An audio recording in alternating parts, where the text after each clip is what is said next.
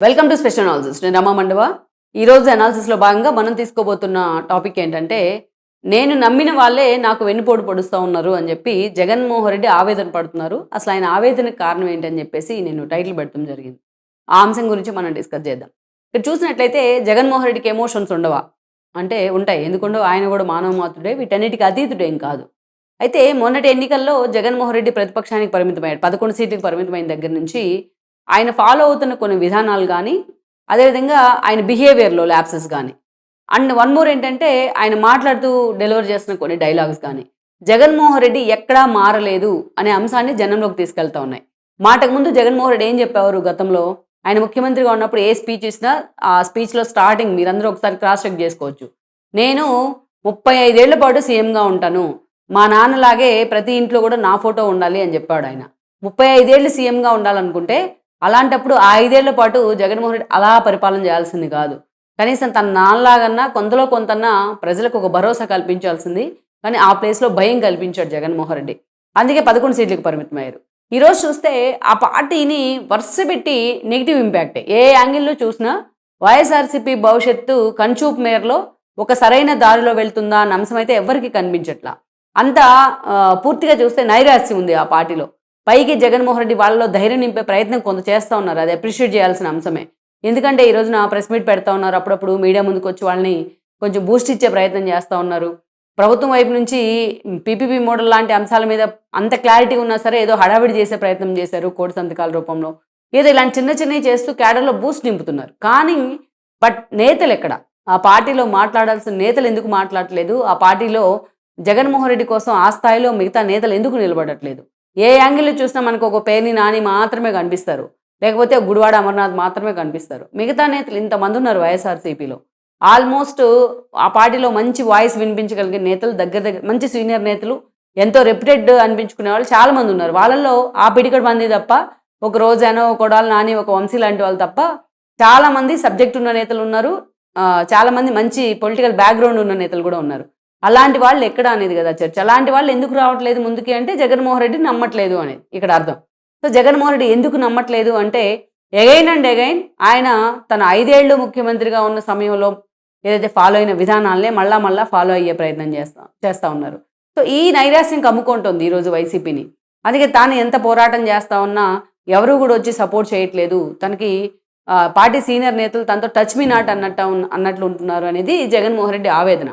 పైకి ఆయన గంభీరంగా చంద్రబాబు నాయుడిని గన్తో కాల్చేయండి, తుపాకీతో పేల్చేయండి, లేకపోతే చంద్రబాబు నాయుడు బయలు దూకి చచ్చిపోవాలి, ఇలాంటి డైలాగులు కొడుతున్నప్పటికీ బట్ జగన్మోహన్ రెడ్డిలో ఏదైతే నైరాశ్యం ఉంది క్లియర్గా మనకు కనిపిస్తూ ఉంది. తన సన్నిహితుల దగ్గర కూడా జగన్మోహన్ రెడ్డి చెప్తా ఉన్నారు, నేను నమ్ముకున్న వాళ్ళే నన్ను నట్టేట్లో ముంచి వెళ్ళిపోతా ఉన్నారు అని, చాలామంది నన్ను మోసం చేస్తూ ఉన్నారు అని చెప్పేసి జగన్మోహన్ రెడ్డి ఆవేదన పడుతూ ఉన్నారు. నువ్వు కష్టకాలంలో వాళ్ళకి నిజంగా నువ్వు అండగా నిలబడి ఉంటే నిజాయితీగా ఇవాళ ఎవరు కూడా నేను వదిలేసి వెళ్ళిపోయే వాళ్ళే కాదు. ఒకవేళ వాళ్ళు వెళ్ళిపోయినా ఈరోజు వాళ్ళ గురించి అంత బాధపడాల్సిన సందర్భం వచ్చేది కాదు. ఇక్కడ నేను కొన్ని అంశాలను జగన్మోహన్ రెడ్డి గుర్తు చేసుకోను. జగన్మోహన్ రెడ్డి అంత స్థాయిలో ఎవరిని నమ్మారు అంటే ఇక్కడ మనం ఒకటి చెప్పుకుందాం. మోపిదేవి వెంకటరమణ ఫస్ట్ చెప్పుకోవాల్సింది ఆయన గురించి. ఆ మోపిదేవి వెంకటరమణకి జగన్మోహన్ రెడ్డి పార్టీలో ఓడిపోయినా సరే ఆయన అధికారంలోకి వచ్చిన సమయంలో ఆయన ఎమ్మెల్సీ ఇవ్వడం జరిగింది. మంత్రి పదవి కూడా ఇచ్చారు. ఈరోజు మంత్రి పదవి ఇచ్చినా సరే ఆ తర్వాత ఎమ్మెల్సీని రద్దు చేశారు. సిఆర్డీఏ చట్టాన్ని రద్దు చేసే క్రమంలో ఆ రోజు కౌన్సిల్లో టీడీపీకి బలం ఉంది కాబట్టి టీడీపీ ఒప్పుకోలేదు. ఆ కోపంలో కౌన్సిల్నే రద్దు చేద్దాం అనుకున్నారు. సో దాన్ని తండ్రి రీస్టోర్ చేసిన కౌన్సిల్ తానే రద్దు చేసే ప్రయత్నం చేశారు. దెన్ అక్కడ మనం చూసినట్లయితే సో ఆ రోజున కౌన్సిల్ రద్దు చేయాలనుకున్నారు కాబట్టి వీళ్ళ మంత్రి పదవులకు రాజీనామా చేయించారు. మంత్రులు ఎమ్మెల్సీలు అయ్యి మంత్రులు అయ్యారు కాబట్టి పిల్లి సుభాష్ను అండ్ మోపిదేవిని వాళ్ళిద్దరూ కూడా మంత్రి పదవులకు రాజీనామా చేశారు. ఎమ్మెల్సీ పదవులు కూడా రద్దు అయిపోయినాయి. అందుకని వాళ్ళకి పాప రాజ్యసభ టికెట్ ఇచ్చారు ఇద్దరికీ కూడా. అయితే అలాంటి మోపిదేవి అలా పార్టీ ఓడిపోయిందో లేదో ఆయన వెళ్ళిపోయి ఆయన ఏదైతే టీడీపీలోని చేరడం జరిగింది. ఈరోజు ఆయన సీటే వెళ్ళి సానా సతీష్కి ఇచ్చున్నారు. ఆయన రాజీనామా చేశారు రాజ్యసభకి. అలాంటి నేతలు చాలామంది ఉన్నారు. ఒక ఆళ్ళ నాని లాంటి వాళ్ళని పార్టీలోకి వచ్చిన తర్వాత ఆయన వైఎస్కి ఒక స్ట్రాంగ్ ఫాలోయర్. అలాంటి ఆళ్ళ నాని పార్టీలోకి వచ్చిన తర్వాత జగన్మోహన్ రెడ్డి మొన్నటి ఎన్నికల్లో ఆయనకు మంత్రి పదవి ఇచ్చారు. ఏదైతే 2019లో అధికారానికి వచ్చిన తర్వాత. అలాంటి ఆళ్ళ నాని ఈరోజు జగన్మోహన్ రెడ్డితో లేరు. అదేవిధంగా చూస్తే ఇంకా అలాంటి వాళ్ళు ఎంతోమంది ఉన్నారు వైఎస్ఆర్సీపీలో.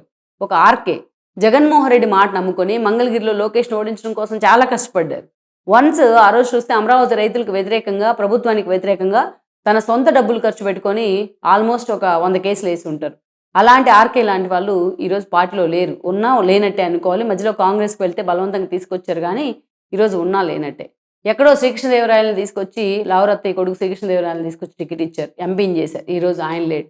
కోటంరెడ్డి లాంటి వాళ్ళకి ఆయన పదవులు ఇవ్వడం జరిగింది. ఎమ్మెల్యే పదవులు ఇచ్చి ఎమ్మెల్యేలు వాళ్ళు లేరు ఈ రోజున.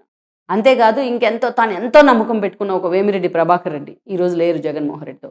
పార్టీ కోసం రాక్ సాలిడ్‌గా నిలబడ్డారు ఆయన. ఆర్థికంగా అన్ని విధాలా అండగా నిలబడితే అలాంటి వేమిరెడ్డి ఈరోజు పార్టీలో లేరు. అదేవిధంగా ఒక సాయిరెడ్డి, విజయసాయిరెడ్డి. విజయసాయిరెడ్డి ఏ స్థాయిలో కష్టపడ్డారు జగన్మోహన్ రెడ్డి కోసం. నిన్న మొన్న ఆయన చెప్తా ఉన్నారు, నేను పాలేరుగా పనిచేశాను జగన్మోహన్ రెడ్డి కోసం అని చెప్పేసి. నిజంగా అంతే పనిచేశారు ఆయన. తాను రాజ్యసభ సభ్యుని చేశారు కాబట్టి జగన్మోహన్ రెడ్డిని ముఖ్యమంత్రిని చేయడమే నా టార్గెట్, జీవిత లక్ష్యం అన్నట్టు పనిచేసేవాళ్ళు. అంత బెస్ట్ లైజనర్‌గా పేరుంది విజయసాయిరెడ్డికి. అలాంటి విజయసాయిరెడ్డి ఈరోజు జగన్మోహన్ రెడ్డితో లేరు. అంతేకాదు ఒక కొణతాల రామకృష్ణ. ఒక కొణతాల రామకృష్ణకి ఎంత రెప్యుటేషన్ ఉంది ఆయనకి రాజకీయాల్లో, నిజాయితీపరుడుగా. అంతేకాదు వైఎస్‌కి ఒక అనుంగు ఫాలోయర్‌గా పేరుంది. అలాంటి కొణతాల రామకృష్ణ ఈరోజు జగన్మోహన్ రెడ్డితో లేరు. ఇలా చెప్పుకుంటూ పోతే కొండ వీడ్చాంతాడు అవుతుంది ఈ లిస్ట్ అంతా కూడా. అంతకంటే ముందు ఒక మైసూరారెడ్డి, అంతకంటే ముందు ఒక కొండా సురేఖ.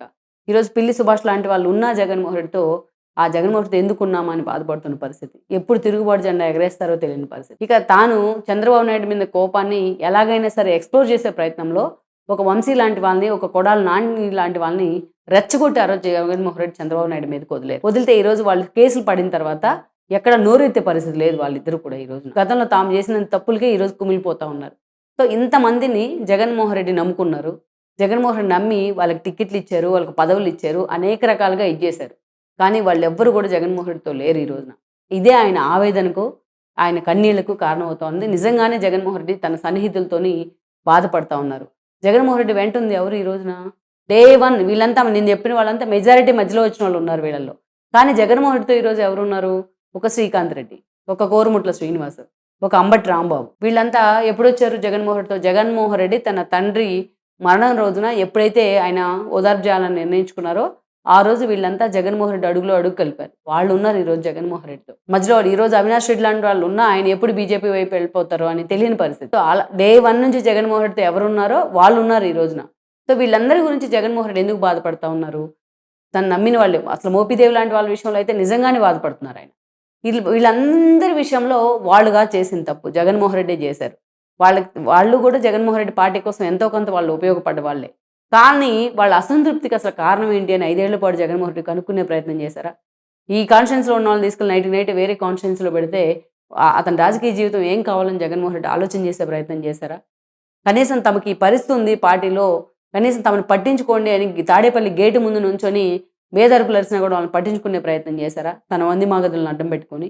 ఈ తప్పులన్నీ చేసిన జగన్మోహన్ రెడ్డి ఈరోజు నమ్మిన వాళ్ళే నన్ను మోసం చేశారు, నాకు ద్రోహం చేశారు అని ఎమోషనల్ అవుతా ఉన్నారు. ప్రెస్ మీట్ పెట్టాలని కనీసం జగన్మోహన్ రెడ్డి ఈరోజు తిడతా ఉంటే ఆయన ప్రత్యర్థులు పట్టుమని 10 మంది నేతలు లేరు ఆయన పక్కన ఈరోజు మాట్లాడడానికి. అందుకే చెప్తారు, విజయానికి తండ్రులు ఎక్కువ మంది ఉంటారు, విజయాన్ని ఓన్ చేసుకునే వాళ్ళు ఎక్కువ మంది ఉంటారు, అపజయానికి దూరం పెట్టేవాళ్ళు ఉంటారు అందరూ. కాలం మంది కాకపోతే తాడే పామే కరుస్తుందని చెప్తారు పెద్దవాళ్ళు. ఈ రోజుకి జగన్మోహన్ రెడ్డి ఆ పరిస్థితి. ఎందుకంటే అధికారం అండ చూసుకొని ఆ రోజు ఆ ఎమోషనల్ బాండింగ్ ఎప్పుడైతే ఆయన మిస్ అయ్యారో నేతలతో, వాళ్ళు పార్టీతో ఉన్న బాండింగ్ని కూడా మిస్ అయ్యారు. జగన్మోహన్ రెడ్డి తమకేం చేశారు, తమను ఎక్కడ పెట్టాడు తీసుకొచ్చి అనే విషయాన్ని కూడా వాళ్ళు మర్చిపోవడం జరిగింది. నేను ఇంకా కొద్దిమంది పేర్లు చెప్పాను. సో తను నమ్ముకున్న వాళ్ళే నడ్డేట్లో ముంచారంటే ఈరోజు జగన్మోహన్ రెడ్డి కోసం నేను పాలేరుగా పనిచేశాను అని చెప్తున్నాడు విజయసాయిరెడ్డి. మరి అలాంటి పాలేరుగా పనిచేసిన విజయసాయిరెడ్డి లాంటి వాళ్ళని ఎందుకు వదులుకున్నావు నువ్వు?